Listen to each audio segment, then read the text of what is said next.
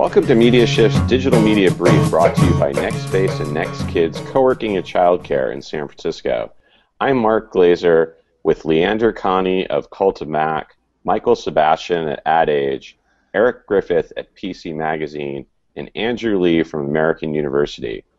At its recent developer conference, Apple announced more details of its new mobile operating system, including a news app that aggregates stories from 50-plus publishers.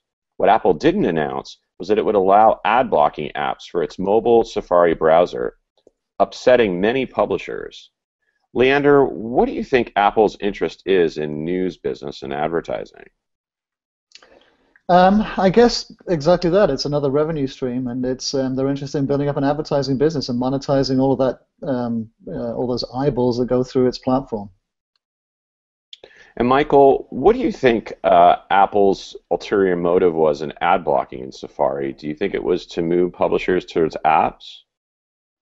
It very well could be. It's hard to say right now because it's such early days. Though at the same time, I'm just not sure it's right now as big a deal as it might seem. Just because the revenue that publishers are making from their mobile websites is so small at this point. Yeah.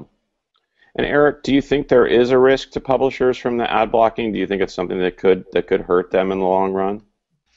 In the long run, definitely. In the short term, as long as it's an opt-in situation for users, it's probably not going to be any bigger a deal than current ad blocking is on the desktop browsers. Yeah. And Andrew, what do you think Apple has? What advantage does Apple have with its news app?